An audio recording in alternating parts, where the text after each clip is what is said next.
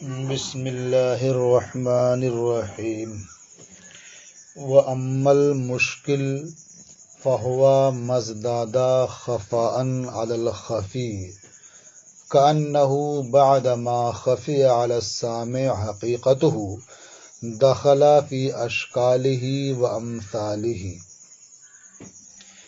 یہ وصول الشاشی کا صفحہ نمبر 140 ہے، اور جو متقابلات میں ظاہر کے مقابل خفی ہے اسے آپ نے کل پڑھ لیا، اور نص کے مقابل مشکل ہے اس کا بیان آج آپ سن رہے ہیں۔ پہلے یہ مشکل کی تعریف کرتے ہیں، پھر اس کی مثال پیش کرتے ہیں۔ فرماتے ہیں کہ مشکل وہ کلام ہے جو خفا میں، پوشیدگی میں خفی سے بڑھ کر کے ہو۔ تو جو خفی ہے اس میں تو پوشیدگی ہوتی ہے، طلب کے بعد مراد آپ سمجھ سکتے ہیں، لیکن مشکل میں جو پوشیدگی ہوتی ہے وہ خفی سے بڑھ کر کے ہوتی ہے۔ تو اس میں صرف طلب سے نہیں کام چلے گا، بلکہ طلب کے بعد تأمل کی بھی ضرورت پڑتی ہے۔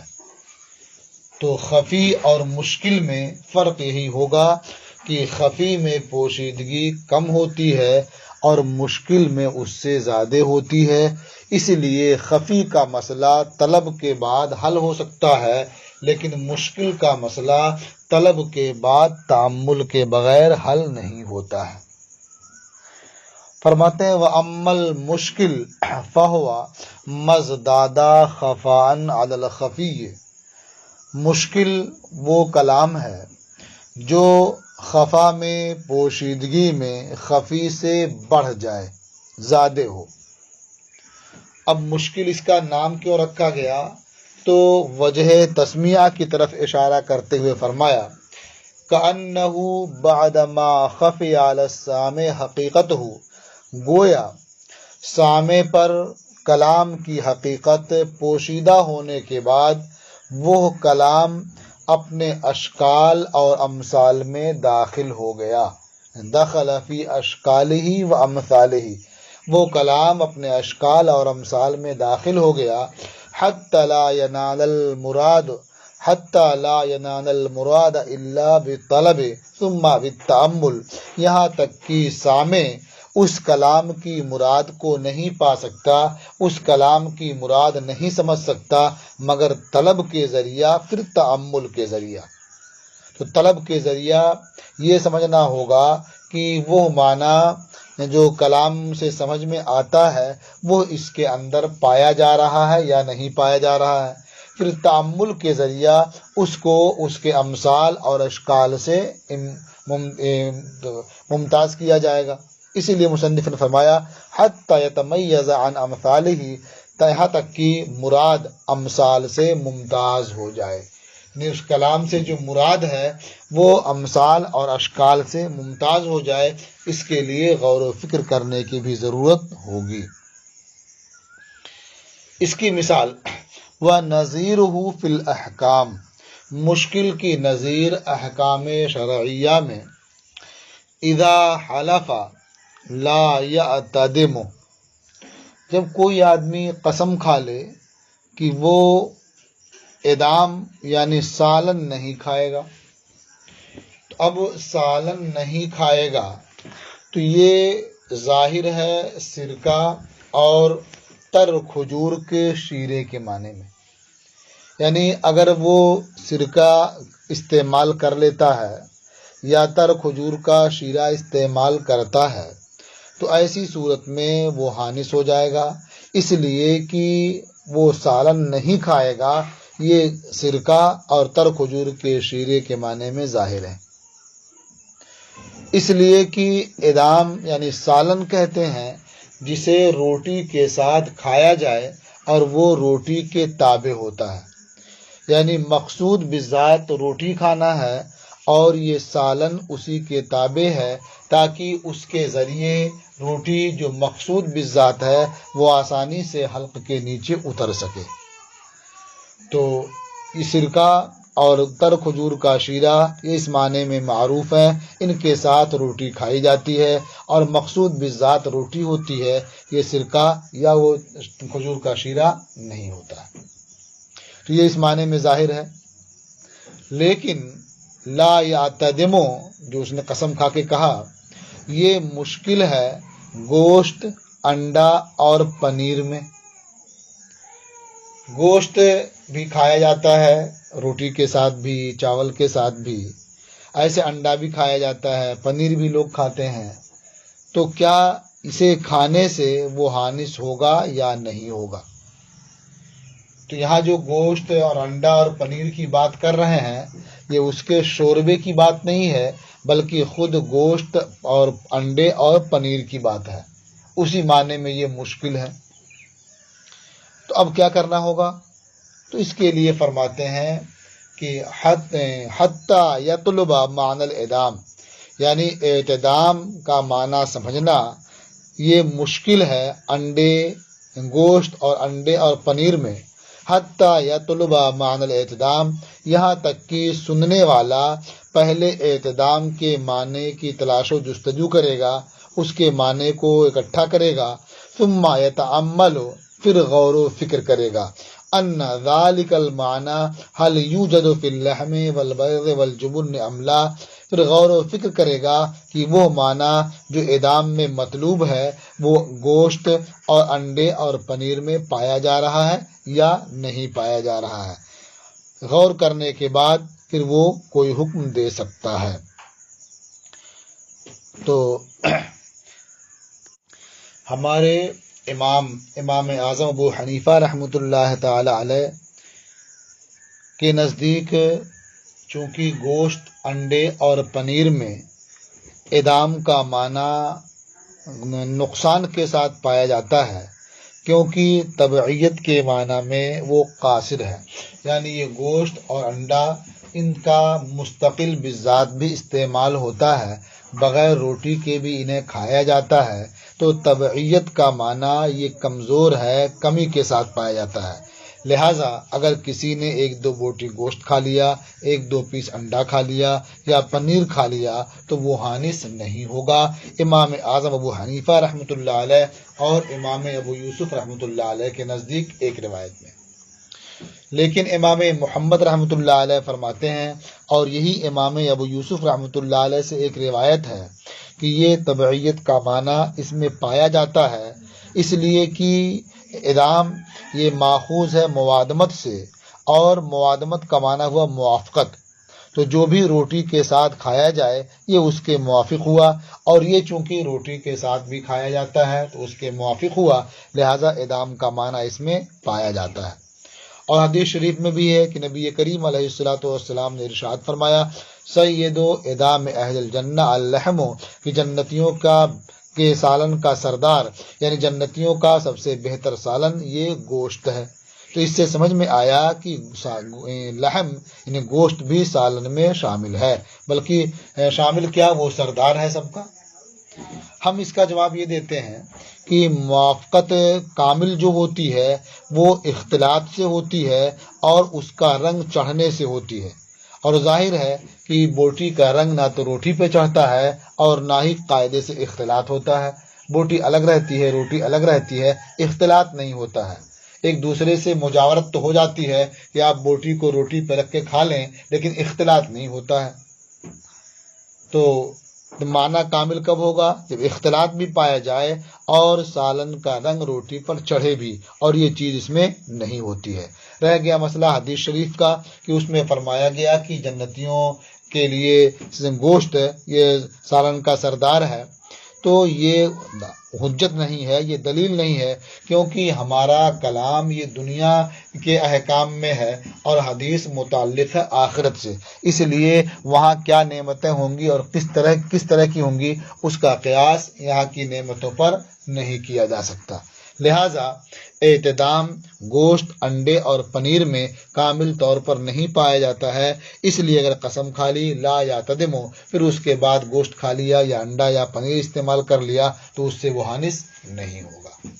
یہاں یہ بات سمجھنے کی ہے کہ جو ان چیزوں کا سالن تیار کیا جاتا ہے بلا شبہ وہ اعتدام میں داخل ہے، اس لیے کہ اس کا روٹی سے اختلاط بھی ہوتا ہے اور شوربے کا رنگ بھی روٹی پر چڑھتا ہے، تو اگر یہ شوربہ استعمال کیا تو حانث ہو جائے گا۔ یہ مشکل کی تعریف اور اس کی مثال ہو گئی۔ اب اس کے بعد مجمل کا بیان شروع کرتے ہیں۔ فرماتے ہیں ثم فوق المشکل المجمل، پھر مشکل سے بڑھ کر کے مجمل ہے، یعنی خفی میں اشتباہ ہوتا ہے، پوشیدگی ہوتی ہے لیکن یہ کم درجے کی ہوتی ہے، مشکل میں یہ پوشیدگی اس سے بڑھ کر کے ہوتی ہے، اور مجمل میں مشکل سے زیادہ ہی پوشیدگی ہوتی ہے اور اشتباہ ہوتا ہے۔ اب ایسا کیوں ہے؟ وجہ اس کی یہ ہے کہ جو کلام مجمل ہوتا ہے وہ چند وجوہ کا احتمال رکھتا ہے، تو اس کی حالت ایسی ہو جاتی ہے کہ سامع اس کی مراد پر اطلاع نہیں پا سکتا جب تک کہ متکلم کی جانب سے بیان نہ آ جائے، یعنی اس کے ظاہری معنی کو تلاش کرنے اور اس کے مفہوم میں غور کرنے سے مقصد تک نہیں پہنچ سکتے، مراد کو نہیں جان سکتے جب تک کہ متکلم کی جانب سے بیان نہ آ جائے۔ اس لیے مجمل یہ مشکل سے زیادہ مخفی ہوتا ہے، اس میں زیادہ پوشیدگی ہوتی ہے، زیادہ اشتباہ ہوتا ہے۔ فرماتے ہیں ثم فوق المشکل المجمل، پھر مشکل سے بڑھ کر کے مجمل ہے، وہو محتمل وجوہن، اور مجمل وہ ہے جو چند وجوہ کا احتمال رکھے، فصار بحال لا یوقف علی المراد به الا ببیان من قبل المتکلم، تو وہ مجمل اس حالت میں ہو جاتا ہے کہ اس کی مراد پر اطلاع نہیں پائی جا سکتی مگر متکلم کی جانب سے بیان کے ذریعہ۔ تو یہ مجمل کس کے مقابل ہے؟ یہ مفسر کے۔ آگے اس کے آپ پڑھیں گے متشابہ، تو یہ محکم کے مقابل ہے۔ تو مجمل یہ مفسر کے مقابل ہے۔ مفسر میں متکلم جو ہوتا ہے وہ معنی مراد کو واضح کر دیتا ہے، اس کی تفسیر کر دیتا ہے، تو بات سمجھنا بہت آسان رہتا ہے۔ اور مجمل میں اس قدر اشتباہ ہوتا ہے، اتنی پوشیدگی ہوتی ہے کہ جب تک متکلم کی جانب سے کوئی بیان نہ آ جائے، وہ خود واضح نہ کر دے، اس وقت تک اس کا مفہوم سمجھنا، اس کی مراد کو جاننا مشکل ہوتا ہے، دشوار ہوتا ہے۔ اس کی نظیرہ فی الشرعیات، مجمل کی نظیر احکام شرعیہ میں اللہ تعالیٰ کا ارشاد ہے وحرم الربا، کہ اللہ نے ربا کو حرام فرمایا۔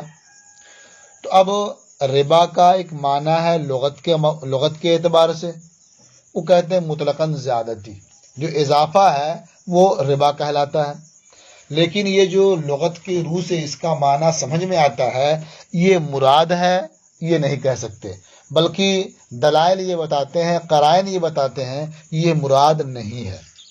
کیسے معلوم ہوا کہ مراد نہیں ہے؟ تو ظاہر ہے کہ اگر مطلقاً زیادتی مراد ہو اور اسے اللہ تعالیٰ حرام فرما دے، تو پھر کاروبار کا جو حکم دیا گیا ہے، تجارت کا حکم دیا گیا ہے، تو اس میں تو زیادتی ہوتی ہے، اضافہ ہوتا ہے، بلکہ آدمی اسی زیادتی کو حاصل کرنے کے لیے کاروبار ہی کرتا ہے۔ تو اگر مطلقاً اضافہ، مطلقاً زیادتی یہ ربا میں شامل ہو جائے اور وہ حرام ہو جائے تو پھر سارا کاروبار تو ٹھپ ہو جائے گا۔ تو سمجھ میں آیا کہ وحرم الربا میں مطلقاً زیادتی یہ مراد نہیں ہے، اللہ تعالیٰ نے مطلقاً اضافے کو حرام قرار نہیں دیا ہے۔ اب یہ کیسے معلوم ہوگا پھر کیا مراد ہے؟ تو اس کے لیے بیان کی ضرورت پیش آئے گی۔ تو مراد کیا ہے یہاں؟ وہ زیادتی ہے جو خالی عن العوض ہو۔ کن چیزوں میں؟ ہم جنس کیلی یا وزنی چیزوں کی بے میں، یعنی ایک آدمی کیلی چیز اسی کی جنس کیلی چیز سے بیچ رہا ہے تو وہاں وہاں جو اضافہ ہوگا وہ ربا ہے۔ مثلا ایک آدمی گیہوں کے بدلے بیچ رہا ہے اور اس میں کمی بیشی کر رہا ہے تو جو اضافہ ہوگا وہ ربا کے زمرے میں آئے گا۔ کھجور کو کھجور کے بدلے بیچ رہا ہے اور اس میں جو اضافہ ہوگا وہ ربا کے زمرے میں آئے گا۔ تو اگر کیلی یا وزنی چیزیں اپنے ہم جنس کے ساتھ بیچی جائیں، اب اس میں جو اضافہ ہوگا وہ چونکہ خالی عن العوض ہوگا، اس لیے وہ اضافہ ربا کہلائے گا۔ تو یہ چیز لفظ سے نہیں جانی جا سکتی، لفظ کی اس پر کوئی دلالت نہیں ہوتی ہے، اور غور و فکر کرنے کے بعد سے بھی اس کا معنی سمجھ میں نہیں آئے گا۔ کب معنی سمجھ میں آئے گا؟ جب متکلم کی جانب سے بیان ہو جائے۔ تو اللہ کے رسول صلی اللہ تعالی علیہ وسلم نے اشیاء ستہ کے بارے میں صاف صاف بیان کر دیا، اور آگے فرمایا کہ جب جنس مختلف ہو جائے تو جیسے چاہو ویسے بیچو۔ تو معلوم ہوا کہ کیلی یا وزنی چیزیں ایک دوسرے سے بیچی جائیں ہم جنس سے، اور اس میں کا زیادتی ہو تو یہ ربا میں شامل ہے۔ وہ چھ چیزیں وہی ہیں، الحنطۃ بالحنطۃ والشعیر بالشعیر، یہ جو چھ چیزیں شمار کی گئی ہیں حدیث میں۔ وَنَظِيرُهُ فِي الشَّرْعِيَّاتِ، اور مجمل کی نظیر احکام شرعیہ میں اللہ تعالیٰ کا ارشاد ہے وَحَرَّمَ الرِّبَا، کہ اللہ نے ربا کو حرام قرار دیا۔ فَإِنَّ الْمَفْهُومَ مِنَ الرِّبَا هُوَ الزِّيَادَةُ الْمُطْلَقَةُ، تو ربا کا مفہوم لغت کے اعتبار سے وہ مطلقاً زیادتی ہے، مطلقاً اضافہ ہے۔ وَهِيَ غَيْرُ مُرَادَةٍ، اور یہ مطلقاً زیادتی یہاں مراد نہیں ہے۔ مراد کیوں نہیں ہے؟ تو آپ نے سن لیا کہ اگر یہ مراد ہو تو تجارت کا سارا کاروبار ٹھپ پڑ جائے اور جو شریعت نے تجارت کا حکم دیا ہے وہ بند ہو جائے۔ بل المراد الزیادۃ الخالیہ عن العوض فی بیع المقدرات المتجانسہ، بلکہ مراد وہ اضافہ ہے جو خالی عن العوض ہو ہم جنس کیلی اور وزنی چیزوں کی بے میں۔ واللفظ لا دلالت له علی ھذا، اور لفظ یعنی ربا کی اس پر کوئی دلالت نہیں ہے، جو مراد ہے اس پر کوئی دلالت اس کی نہیں ہے۔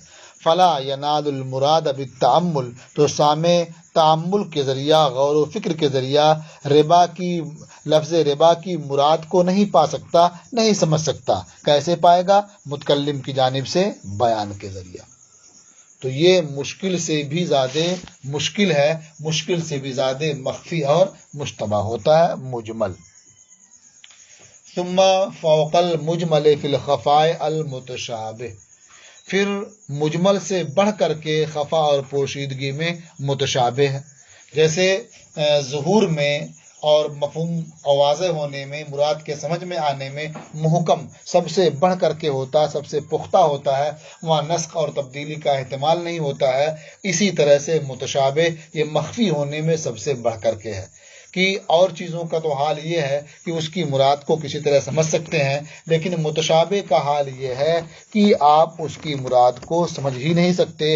امت کے لیے حکم یہ ہے کہ اس کی جو مراد ہے اس کے حق ہونے پر اعتقاد رکھے۔ اب یہ جو متشابہ ہیں جس کی مراد سمجھنا مشکل ہے، اس کی بھی دو قسمیں ہیں۔